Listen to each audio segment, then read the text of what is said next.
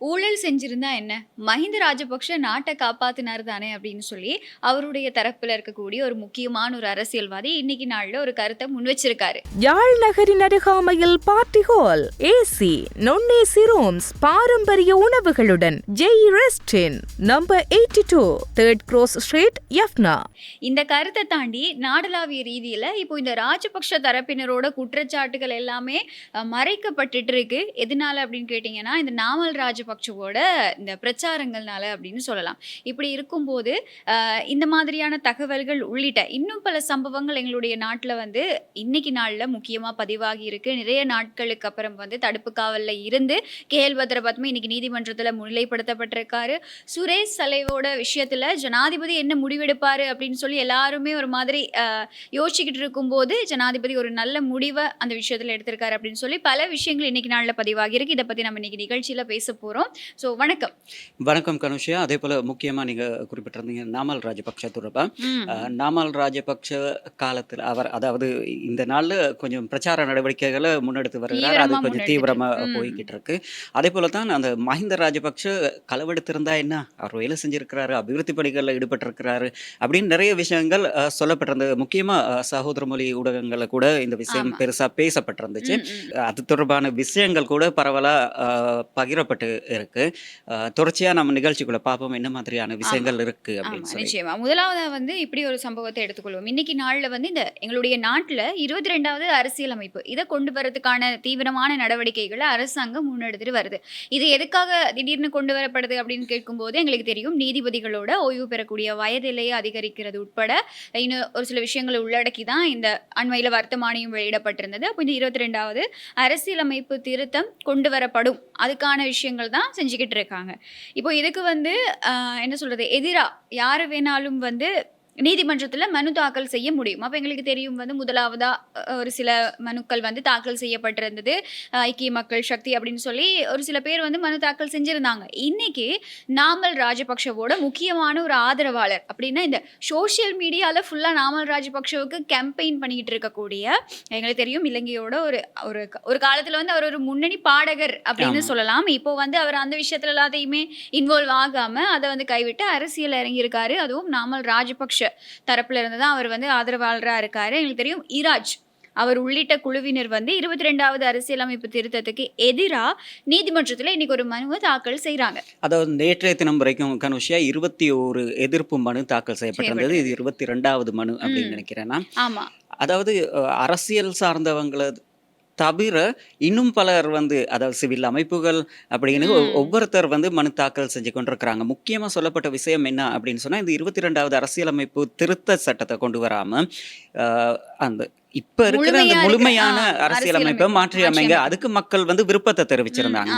ஆனா அந்த அதே இதை 22வது தடவையா ஏன் திருத்தப்படுது அப்படிங்கிற ஒரு கேள்வி கூட தான் இருக்கு. மத்தது இன்னும் சில பேர் முன்வைக்கிற விமர்சனம் என்ன அப்படின்னு சொன்னா, இதே மாதிரி 20வது அரசியலமைப்பை கொண்டு வர அப்படி ஒரு திருத்தத்தை கொண்டு வந்ததுனாலதான் எங்களுடைய நாமல் ராஜபக்ஷவோட என்ன சொல்றது உறவினர் கோட்டாபே ராஜபக்ஷவும் கூட ஜனாதிபதி பதவியை துறக்க வேண்டிய ஒரு சிச்சுவேஷன் வந்துச்சு. அப்படி இருக்கும்போது நீங்களுமே இப்ப இருக்கக்கூடிய ஜனாதிபதிக்குமே அந்த நிலை ஏற்படும் அப்படிங்கிறதா இலங்கை சட்டத்தரணிகள் சங்கம் கூட முன்னிச்சிருந்த ஒரு எச்சரிக்கை மாதிரியான ஒரு விஷயம் அப்படின்னு சொல்லலாம்.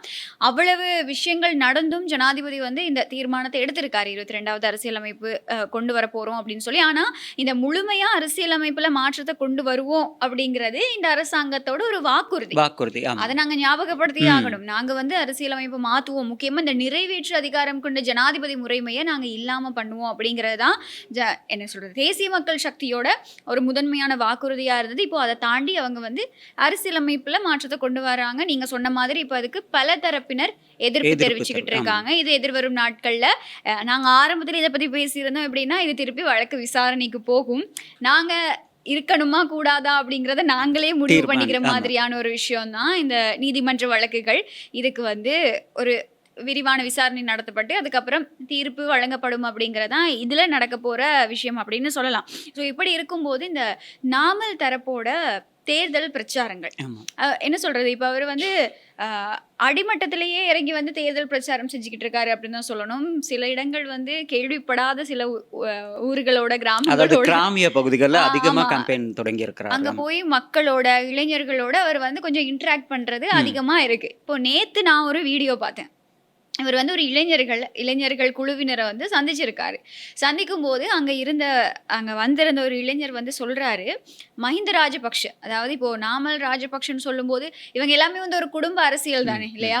இப்போ மஹிந்த ராஜபக்ஷ அந்த காலப்பகுதியில வந்ததுக்கு அப்புறமா நாமல் வந்து ஒரு வாரிசு அரசியலுக்குள்ளதான் வந்தாரு அப்படின்னு நாங்க எடுத்துக்கலாம். அப்படி இருக்கும்போது இப்ப அங்க வந்திருந்த இளைஞர்கள்ல பல பேர் வந்து மஹிந்த ராஜபக்ஷவோட பெயரை சொல்லி, அவரோட பெயரை சொல்லிதான் அந்த இடத்துல வந்து நாமலை வந்து போற்றி பேசுறாங்க.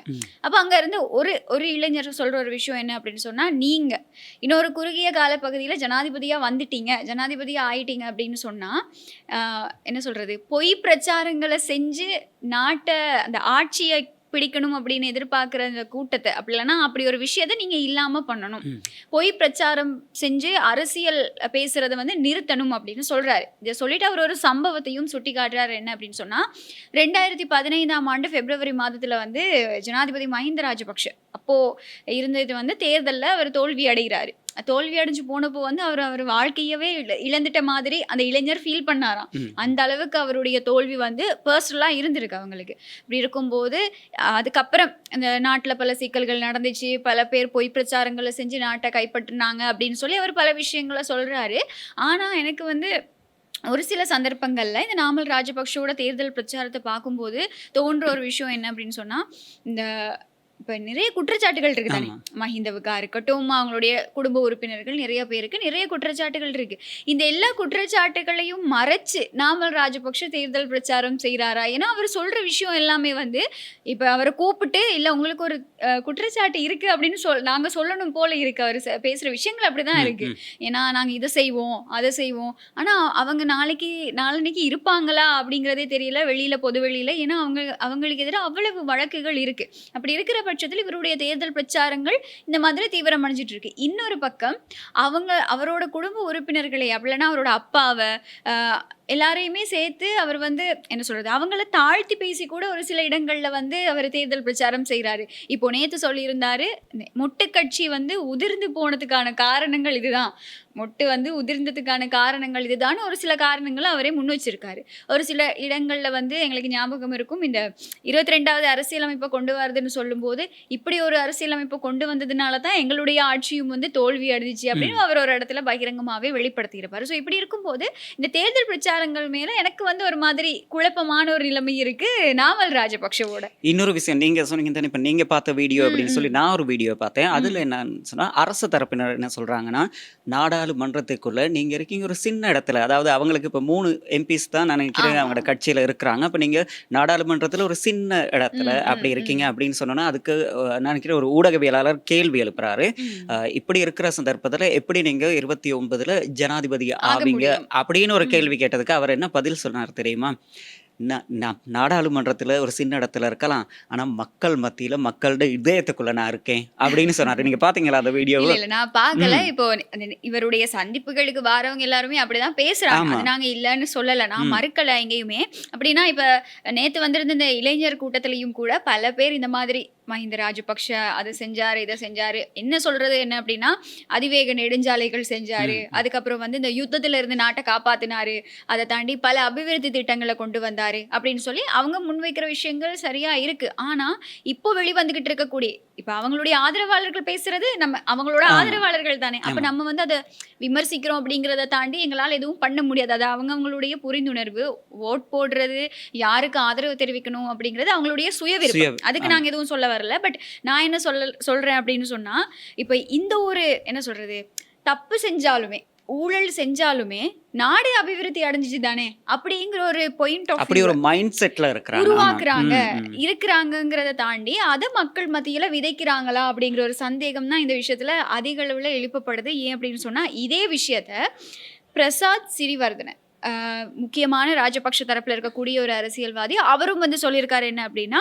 ஊழல் செஞ்சிருந்தா என்ன, மஹிந்த ராஜபக்ஷ வந்து வேலைகளை சரியா செஞ்சிருக்காரு தானே, அவர் தவறுகள்னாலதான் அவர் தோத்து போனாரு, மத்தபடி அபிவிருத்தி திட்டங்கள் எல்லாமே சரியா செஞ்சு நாடு நல்ல நிலைமையில இருந்தது அப்படிங்கிற ஒரு கருத்தை அவரும் தெரிவிச்சிருக்காரு.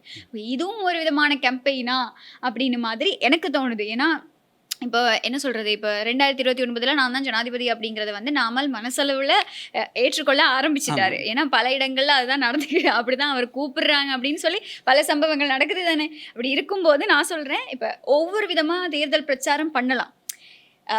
இளைஞர்கள் மத்தியில அதாவது கடந்த ஜனாதிபதி தேர்தல் நேரம் உங்களுக்கு ஞாபகம் இருக்க தெரியல, சஜித் பிரேமதாஸ் எதிர்க்கட்சி தலைவர் ஜனாதிபதி வேட்பாளராக களமிறங்கி இருந்தார் தானே.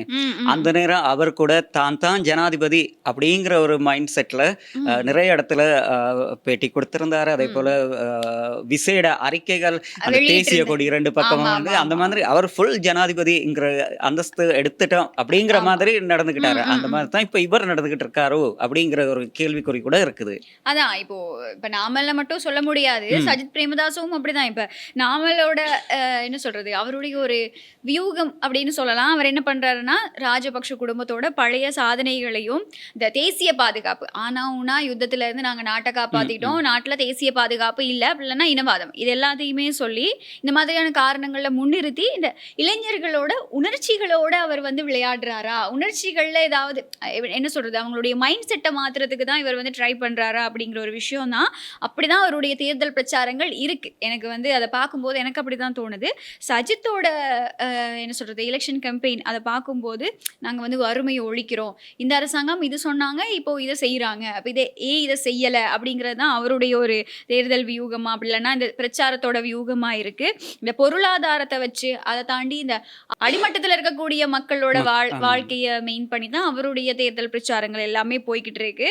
அதாவது இந்த வாக்குறுதிகள் இப்ப இருக்கக்கூடிய அரசாங்கத்தை விட இந்த எங்க கிட்ட இந்த மாதிரியான வாக்குறுதிகள் இருக்கு அப்படிங்கிறது தான் சஜித் பிரேமதாஸ். அது வந்து எப்பவுமே ஒரு அவர்கிட்ட இருக்கிற ஒரு திட்டம் தான் அப்படின்னு சொல்லலாம். இந்த ரணில் விக்ரமசிங்க, நாமல் ராஜபக்ஷ இவங்க எல்லாரும் தான் இந்த யூத் கிட்ட போய், அதாவது நீங்க சொல்ற மாதிரி அது உண்மைக்குமே சரியான விஷயமா இருக்கும் கனுஷியா. ஏன்னாக்கா அவர் முதலே சொல்லியிருந்தாரு, நாங்க வந்து இளைஞர்களோட தான் இந்த முறை எங்களோட எலெக்ஷன் கம்பெயினை பண்ணிக்கிட்டு போறோம் அப்படின்னு நாமல் ராஜபக்ஷ சொல்லியிருந்தாரு. அதோட பாத்தீங்கன்னாக்கா கடந்த ஜனாதிபதி தேர்தல் எடுத்துக்கிட்டோமே, ஆனா அதாவது வயது முதிர்ந்தவர்கள் வந்து ஜேவிபி அப்படிங்கிற அந்த கட்சிக்கு அவங்க விரும்ப மாட்டாங்க, விருப்பமும் இல்லை. அப்ப அவங்களுக்கு அந்த வயது முதிர்ந்தவங்களோட ஓட்டை விட இளைஞர்களோட ஓட் தான் நிறைய கிடைச்சா ஒரு பெரிய ஒரு மாற்றத்தை கொண்டு வரது. அதை தாண்டி இந்த என்ன சொல்றது, ஃபர்ஸ்ட் ஓட் இருக்கு இல்லையா, இந்த 18 வயசு பூர்த்தி ஆன உடனே ஃபர்ஸ்டாவே போயிட்டு ஓட் பண்றவங்க மத்தியில தான் இந்த தேசிய மக்கள் சக்திக்கான ஆதரவு அதிகமா இருந்துச்சு. அப்ப அடுத்த எலெக்ஷன்ல கூட இப்ப கூட நீங்க சமூக வலைத்தளங்களை பாருங்களேன், போடுற கமெண்ட் எவ்வளவு தான் இதா இருந்தாலும் என்ன பிரச்சனை நாட்டுக்குள்ள இருக்கோ, ஆனா அதை பத்தி அந்த மைண்ட் செட்டுக்கு எந்த விதமான இதுவும் இல்லை. அவங்க வந்து இல்ல 29லயும் அன்றும் தான் ஜனாதிபதி, தேசிய மக்கள் சக்தி தான் ஆட்சியில இருக்கும், அந்த மாதிரி கமெண்ட் தான் போட்டுக்கிட்டு வராங்க. அப்ப அந்த மைண்ட் செட்டை உடைக்கணும் அப்படிங்கிற ஒரு எண்ணம் இருக்கலாம்ல. ஆமா, அதனாலதான் இந்த சோஷியல் மீடியால ஃபுல்லாவே வந்து கேம்பெயின் பண்ண ஆரம்பிச்சிருக்காங்க. ஆனா இப்ப இந்த இப்படி ஒரு விஷயம் தான் நடந்துகிட்டு இருக்கு அப்படிங்கறத வந்து மக்களும் புரிஞ்சுக்கணும். ஒரு சில சந்தர்ப்பங்கள்ல வந்து இந்த இப்போ அந்த இளைஞர் சொன்ன மாதிரி பொய் பிரச்சாரங்களை நடத்தி அரசியல் செய்யக்கூடாது அப்படிங்கிறது வந்து அதே கட்சியினருக்கும் பொருந்தும். 100% எனக்கு தெரிஞ்சு பொருந்தும். இங்க நடந்துகிட்டு இருக்க விஷயங்கள், கடந்த காலத்துல நடந்த விஷயங்களை ஒப்பிட்டு பார்க்கும்போது அந்த விஷயம் அவங்களுக்கே பொருந்தும். ஏன்னா இப்போ ஒரு ஈஸ்டர் ஞாயிறு தாக்குதல்னு ஒரு சம்பவம் நடக்குது. அப்போ நாட்டுல தேசிய பாதுகாப்பு இல்ல, நாங்க வந்து ஈஸ்டர் ஞாயிறு தாக்குதலுக்கு காரணமானவங்களை நாட்டு மக்களுக்கு வெளிப்படுத்துவோம் அப்படின்னு சொல்லி தான் கோட்டாபய ராஜபக்ஷ ஆட்சிக்கே வாராரு. அதுதான் அவருடைய ஃபுல் அண்ட் ஃபுல் அவரோட தேர்தல் பிரச்சாரத்துல அவர் சொல்ற விஷயம் அதுதான். நம்ம பார்த்தோம்னா எங்களுக்கு இப்ப பார்த்தாலும் அது எங்களுக்கு தெரியும். அப்படி சொன்னவர் வந்து அங்க வந்தோடனே ஈஸ்டர் ஃபைல் எல்லாமே வந்து கீழே போகுது. அதை பத்தி எதுவுமே அவர் தேடவோ ஆராயவோ விசாரணை நடத்தவோ இல்லை. எத்தனையோ ஜனாதிபதி ஆணைக்குழு அறிக்கைகள் வெளியாச்சு. யாரு தவறு செஞ்சாங்க, இதோட முக்கியமான சூத்திரதாரி யாரு அப்படிங்கிறத கண்டுபிடிச்சு மக்களுக்கு வெளிப்படுத்துறதுக்கு அடுத்தடுத்து வந்த எல்லா ஜனாதிபதிகளுக்கும் வாய்ப்பு இருந்தது.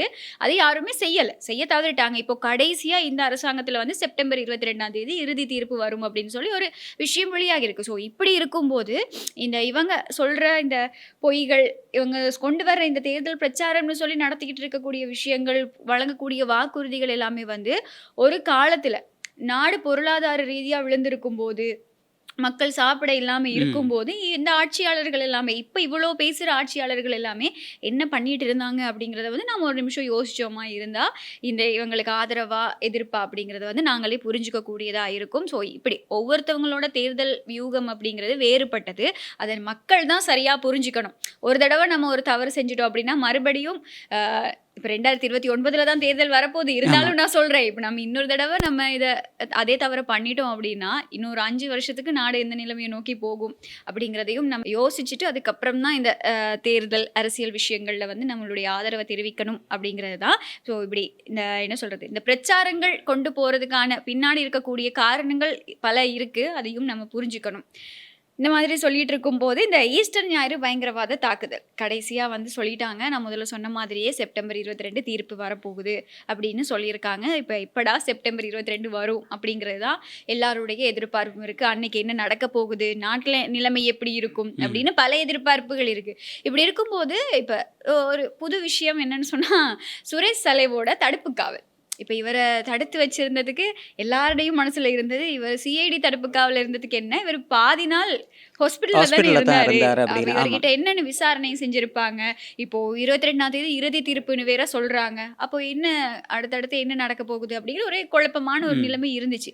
இப்படி இருக்கும்போது சுரேஷ் சலைவோட தடுப்பு காவல் உத்தரவு வந்து இன்னும் ஒரு 90 90 நாளைக்கு நாட்களுக்கு வந்து நீடிக்கப்பட்டிருக்கு. நீட்டிச்சிருக்காங்க. அதாவது நானும் கண்ணு நீங்க சொன்ன மாதிரியே இவர் வந்து 90 நாள் இப்படி சிறப்பு காவல்ல இருக்கணும் அப்படின்னு ம். இருந்திருந்தாலும் கூட 72 நாள் ஹாஸ்பிட்டல்ல தான் இருந்தார் 78 அப்படின்னு நாள். ஆமா ஆமா. அப்படின்னு ஒரு போஸ்ட் ஒன்று விழுந்திருந்தது. இல்ல, இல்ல. அது வந்து ஜனாதிபதி ஜனாதிபதி மூலமா தானே இந்த தடுப்பு காவல் உத்தரவுல வந்து சைன் பண்ணுவாங்க ஆமா. அப்படின்னா, ஆமா. அவருடைய கையொப்பம் இடுற சந்தர்ப்பத்துல இதுல சுட்டிக்காட்டப்பட்டிருக்கக்கூடிய முக்கியமான விஷயம் அந்த அறிக்கையில தடுப்பு காவல் உத்தரவு நீட்டிக்கணும் அப்படிங்கிற அந்த அறிக்கையில வந்து சுட்டிக்காட்டி இருக்க விஷயம் வந்து இவர் என்னதான் ஆல்ரெடி 90 நாள் தடுப்பு காவல்ல இருந்தாலும் 78 நாட்கள் கொழும்பு தேசிய வைத்தியசாலையில வைத்தியசாலை. சிகிச்சை பெற்று தான் இருந்தாரு. ம். அப்போ ஒழுங்கான முறையில விசாரணைகள் நடந்திருக்க வாய்ப்புகள் இல்ல. அதனால தான் இந்த தடுப்பு காவல் உத்தரவு நீட்டிக்கப்பட்டிருக்கு அப்படின்னு சொல்லி இன்னும் 90 நாள் வந்து அவரு தடுப்பு காவல். எனக்கு தெரிஞ்சு அந்த நாட்களும் அவர் வந்து ஹாஸ்பிட்டல்ல இருப்பாரோ என்னவோ. ஏன்னா அவருக்கு வந்து கொஞ்சம் உடல்நிலை உடல் மோசமா மோசம். இருக்கு அப்படிங்கிற தகவல்களும் வெளியாகி இருக்கு. அப்போ எங்களுக்கு தெரியும் இப்ப ஜனாதிபதிக்கு வந்து 2, 3 கடிதங்கள் அனுப்பப்பட்டுச்சு. சுரேஷ் சலைவோட மனைவி, அவங்களுடைய தாயார் அதாவது நேற்றைய தினம் தான் நாங்க இதை பத்தி பேசியிருந்தோம். பேசியிருந்தோம். ஆமா. என்ன முடிவு எடுப்பாரு அப்படின்னு சொல்லி நாங்க வந்து பேசியிருந்தோம். மனைவி சொன்ன விஷயம் என்ன அப்படின்னு சொன்னா, அவர வந்து விளக்கமறியல்ல வைங்க. ரிமாண்ட்ல வைங்க. நாங்க மத்தபடி விசாரணைக்கு எந்த இடையூறும் செய்ய செய்ய மாட்டோம் மாட்டோம். அப்படின்னு ஆமா. சொல்லி. அவங்களுடைய தாயாரும் சுரேஷ் சலையோட தாயாரும் கூட நான் உடல்நிலை மோசமா இருக்கேன். அப்ப எனக்கு இந்த விஷயம் இன்னும் ப்ரெஷரா ஆமா. இருக்கு. ம். அதனால வந்து இந்த மாதிரி ஒரு நல்ல முடிவு எடுங்க அப்படின்னு சொல்லி அவங்களும் ஜனாதிபதி அவர்களுக்கு வந்து ஒரு கடிதம் எழுதியிருந்தாங்க. என்னதான் நீங்க கடிதம் போட்டாலும் கூட இல்ல விசாரணைகள் தான் முக்கியம் முக்கியம் அப்படி. அப்படின்னு சொல்லி ஜனாதிபதி ஒரு நல்ல தீர்மானத்தை எடுத்திருக்காரு அப்படிங்கிறது தான் இந்த ஒரு விஷயமும் இன்னைக்கு மக்கள் மத்தியில ஒரு வரவேற்கத்தக்க ஒரு விஷயமா மாறி இருக்கு ஜனாதிபதி அவர்களோட இல்லையா? அப்போ பார்க்கலாம். இப்போ இன்னும் 90 நாட்கள் தடுப்பு காவல் நீட்டிக்கப்பட்டிருக்கு. இவர் உடம்பு சரியாகி மறுபடியும் சிஐடி தடுப்பு காவலுக்கு போவாரு. தடுப்பு காவலுக்கு போனதுக்கு அப்புறமா அங்க அவர்கிட்ட விசாரணைகள் நடத்தப்படும் அப்படின்னு சொல்லி எதிர்பார்க்கப்படுது. ஆனா அடுத்தடுத்து என்ன நடக்கும்னு தெரியல. உடல்நிலை சரியாகணும். எல்லாத்துக்கும் முதல்ல அவருடைய உடல்நிலை சரியாகணும், சீராகணும். அதுக்கு என்ன நடக்குது அப்படிங்கிறத எதிர்வரும் நாட்கள்ல பார்க்கலாம். இன்னொன்னு வந்து இந்த ஈஸ்டர் ஞாயிறு தாக்குதல் சம்பவம் தொடர்பா நீதிமன்றத்துல வழக்கு விசாரணைகள் ஆமா. நடந்துகிட்டு இருந்தது இல்லையா? ம். இது நடக்கும்போது இந்த வெளியில இருந்து அரசியல்வாதிகள் கொஞ்சம் பேர் வந்து எப்படியாவது சுரேஷ் தலைவா வெளியில எடுத்துறணும். இந்த பயங்கரவாத தாக்குதல் தொடர்பான விசாரணைகளை வந்து என்ன சரி செஞ்சு நிப்பாட்டிடணும் நிப்பாட்டிடணும் அப்படி. அப்படின்னு சொல்லி கொஞ்சம் கஷ்டப்பட்டுட்டு இருந்தாங்க. இப்ப அவங்களுக்கும் பிரச்சனை ஆகியிருக்கு. ஒரு பக்கம் அந்த விசாரணை போக இப்ப இவங்களுக்கு என்ன பண்றதுன்னு தெரியாத மாதிரி ஒரு மாதிரி பிரச்சனையாவே இருக்கு அப்படின்னு தான் சொல்லணும். அதாவது சட்ட சிக்கலாகி இருக்கு அப்படின்னு சொல்லலாம். என்னன்னா நாங்க அன்னைக்கே பார்த்திருந்தோம். இந்த செய்தி வந்து வெளியாகி இருந்தது. நீதிமன்றத்தை அவமதிச்சதா சொல்லி குற்றம் சாட்டப்பட்டிருக்கக்கூடிய முன்னாள் அமைச்சர் விமல் வீரவங்ச, உதய கம்மன்பில, பாராளுமன்ற உறுப்பினர் திலீப் ஜெயவீர, முன்னாள் ஜனாதிபதி கோட்டாபய ராஜபக்ஷவோட தனிப்பட்ட செயலாளராக இருந்தவர் சுகேஸ்வர பண்டார, இவங்க உள்ளிட்ட அசங்க நவரத்ன, மஹிந்த பத்திரன இவங்க எல்லாருக்கும் எதிராக கோட்டை நீதிபதி பசன் அமரசேன மேன்முறையீட்டு நீதிமன்றத்தில் ஒரு முறைப்பாட்டை தாக்கல் செஞ்சிருக்காரு. இன்னைக்கு நாள் அந்த செய்தி வந்து பதிவாகி இருக்கு.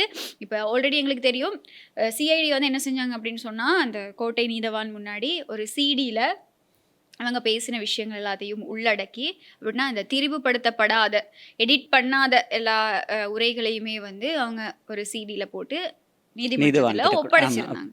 ஒப்படைச்சதுக்கு அப்புறமா அது எல்லாத்தையுமே ஆய்வு செஞ்சு, முறைப்பாடுகள ஆய்வு செஞ்சு, விசாரணை நடத்தி, இப்போ கொழும்பு கோட்டை நீதிமன்றம் என்ன பண்ணியிருக்காங்கன்னு சொன்னா, மேன்முறையீடு நீதிமன்றத்துல கொண்டு போயிட்டு முறைப்பாடா தாக்கல் செஞ்சிருக்காங்க. ஏன்னா, இப்போ இந்த மாதிரியான ஒரு வழக்க விசாரிச்சு அதுக்கு தண்டனை கொடுக்க வேண்டிய ஒரு உரிமை வந்து மேன்முறையீடு மேன்முறை. ஆமா. நீதிமன்றத்துக்கு தான் இருக்கு அப்படின்றதுனால, இந்த வழக்க வந்து மேன்முறையீடு நீதிமன்றத்துல தான் எடுத்துக்கொள்ளப்படும் அப்படின்னு சொல்லப்படுது. சில வேளை அபராதம் விதிக்கப்படும். அப்படி இல்லைன்னா சிறை தண்டனை விதிக்கப்படும் அப்படின்னு தான் சொல்லப்படுது. ஸோ நம்ம அதையும் வெயிட் பண்ணி பார்க்கலாம். எப்ப விசாரணைகள் நடக்க போகுது, இவங்களுக்கு என்ன சட்ட நடவடிக்கை எடுக்கப்பட போகுது அப்படின்னு சொல்லி இவங்க வெளியிட்ட கருத்துக்களும் அவ்வளவு லேசான கருத்துக்கள் ஆமா. இல்ல. ரொம்ப பாரதூரமான விஷயங்கள். எங்களுக்கு தெரியும், இந்த புலம்பெயர் தமிழர்கள் அப்படின்னா டயஸ்போராக்களை திருப்திப்படுத்துறதுக்காக தான் இந்த ஈஸ்டர் ஞாயிறு தாக்குதல் விசாரணையே விசாரணையே நடக்குது அப்படின்னு சொல்லி நடக்குது அப்படின்னு சொல்லியிருந்தாங்க. சொல்லி அதே போல கொஞ்சம் அந்த கூட உதயகமம் பிள்ளை எடுத்துக்கொண்டாக்க எத்தனையோ தடவை இது ஈஸ்டர் தாக்குதல் சூத்திரதாரியை நான் இன்றைக்கு சொல்ல போறேன், நாளைக்கு சொல்ல போறேன் அப்படின்னு சொல்லி அவர் ஆமா. புத்தகம் கூட வெளியிட்டு ஆ, வைபவங்கள் அப்படி கடைசியில நல்லா யாருன்னு சொல்லி யாருன்னு சொல்லவே சொல்லியிருந்தாரு.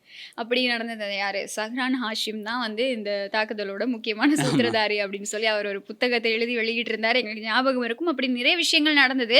இப்போ திலீப் ஜெயவீர அப்படின்னு சொல்லி பல பேர் வந்து இந்த விசாரணைகளுக்கு தடையா முட்டுக்கட்டையா இருந்தாங்க. இப்போ அவங்களுடைய எதிர்கால அரசியல் பயணம் எப்படி இருக்க போகும் போகுது. அப்படின்னு ஆமா. இருக்குதானே. இப்போ சட்ட நடவடிக்கை எடுக்கப்பட்டதுக்கு அப்புறமா ஆஹ் அரசியல் நடவடிக்கைகள் எப்படி இருக்க போகுது அப்படிங்கிற ஒரு கேள்விக்குறியும் இருக்கு. ஸோ இப்படிதான் நடந்துகிட்டு இருக்கு அப்படின்றத தாண்டி அடுத்த விஷயம் என்ன அப்படின்னு சொன்னாக்கா உங்களுக்கு தெரியும், கனிமுல்ல சஞ்சீவ கொலை தொடர்பான அந்த சம்பவம்.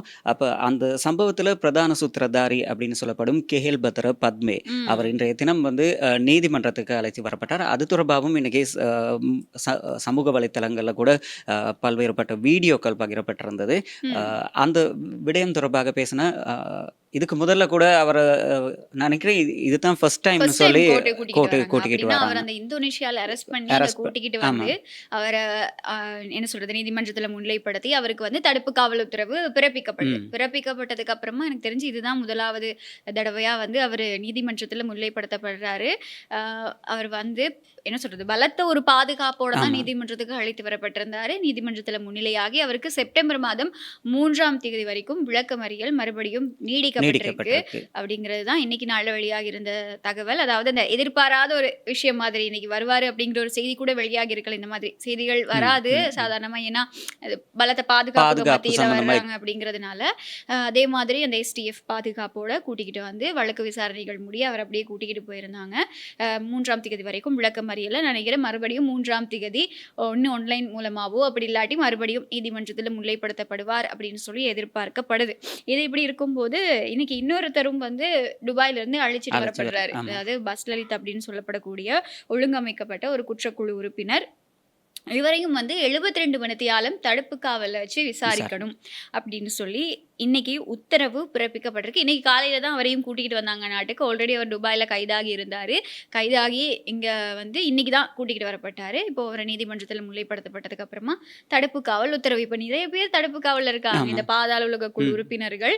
இப்போ இவரை அரெஸ்ட் பண்ணி இங்க கூட்டிட்டு வந்ததுக்கு அப்புறமா இவருடைய பிரதேச மக்கள் இல்ல பல பிரதேசத்துல இருக்கவங்க வந்து என்ன சொல்றது பட்டாசு கொளுத்தி அரசாங்கத்துக்கு நன்றி தெரிவிச்சிருந்ததையும் பார்க்கக்கூடியதா இருந்தது. அதாவது ஒரு பிச்சைக்காரர்கிட்ட கூட காசை வந்து விட மாட்டாராம். அந்த பிரதேச மக்கள் சொல்லியிருக்க விஷயம், அந்த ஒரு பிச்சைக்காரன் கிட்ட ஒரு 100 ரூபா கூட இருந்தாலும் அதையும் வாங்கி எடுக்கக்கூடிய ஒருத்தர் தான் இந்த பஸ்லலித் அப்படின்னு சொல்லப்படக்கூடியவர்.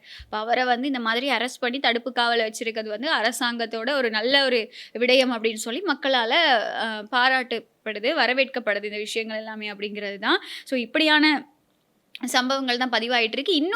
இன்னும் பல பேர் சிவப்பு பிடியாணை பிறப்பிக்கப்பட்டு அங்க துபாயில பல்வேறுபட்ட சர்வதேச நாடுகள்ல தேடும் நடவடிக்கை இடம்பெற்று வருது அப்படின்னு சொல்லி போலீஸ் ஊடக பேச்சாளர் கூட இன்றைய தினம் ஒரு ஊடக சந்திப்புல தெரிவிச்சிருந்தார். விசேட ஊடக சந்திப்பு என்று.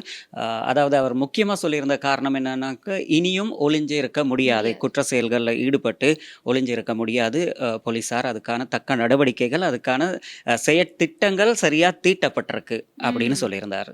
ஆமா. அப்போ எதிர்வரும் நாட்கள்ல இன்னும் பல பேர் வந்து நாட்டுக்கு அழைத்து வரப்படலாம். இப்ப அவங்கள வந்து தடுத்து வச்சு விசாரிக்கும் போது பொழுது இன்னும் பல தகவல்கள், முக்கியமான பல பேருடைய பெயர்கள் வெளிவரலாம் அப்படின்னு சொல்லி தான் எதிர்பார்க்கப்படுது. எது எப்படி இருந்தாலும் நாட்டு மக்களுக்கு நல்லது நடந்தா, குற்றச் செயல்கள் குறைக்கப்பட்டு இந்த மாதிரி பாதாள உலகம் வந்து முற்றிலுமா வந்து ஒழிக்கப்பட்டு நல்லது நடக்குமா இருந்தால் அது நிச்சயமாக மக்களாக இருக்கக்கூடிய நாங்கள் எல்லாருமே வந்து அதை வந்து பாராட்டுவோம், அதை வரவேற்போம் அப்படின்னு சொல்லிக்கிட்டு, இன்னும் இந்த மாதிரியான போதைப் பொருள் வர்த்தகம் நிச்சயமாக முடக்கப்படணும். இது எதுவுமே இல்லாமல் ஒரு நல்லா அபிவிருத்தி அடைந்த ஒரு நாடாக நாங்கள் வரணும் அப்படிங்கிறதா எங்கள் எல்லாரோட பிரார்த்தனையும் கூட. ஸோ அதுக்கான ஒரு சில விஷயங்கள் ஆரம்பத்திலேருந்து இப்படி நடக்கும்போது அதை பார்க்கும்போது எங்களுக்கும் ஒரு மாதிரி சந்தோஷமாக தான் இருக்குது அப்படின்னு சொல்லிக்கிட்டே, ஸோ இன்னைக்கு நாளில் பதிவான பல விஷயங்களை வந்து நாங்கள் உங்ககிட்ட கொண்டு வந்து சேர்த்துருக்கோம் அப்படின்னு சொல்லி நம்புகிறோம். ஸோ இதே மாதிரி நாளைய தினமும் பதிவாகக்கூடிய தகவல்கள், செய்திகளை வந்து விடுமுறைன்னு சொல்லியில நாங்கள் வருவோம். ஸோ எங்களுடைய நிகழ்ச்சி இருக்கும், நீங்கள் வந்து எதிர்பார்க்கலாம். நாளை தினமும் நாட்டில் நடக்கக்கூடிய பல விஷயங்களை வந்து உங்ககிட்ட கொண்டு வந்து சேர்க்க நாங்கள் தயாராக இருக்கோம். ஸோ நாளை தினம் சந்திக்கலாம். நாளை தினம் உங்கள் அனைவரையும் சந்திக்கும் வரை வணக்கம். யாழ் நகரின் அருகாமையில் party hall, AC, non-AC rooms, பாரம்பரிய உணவுகளுடன் ஜெய் ரெஸ்டின், number 82, 3rd Cross Street, Jaffna.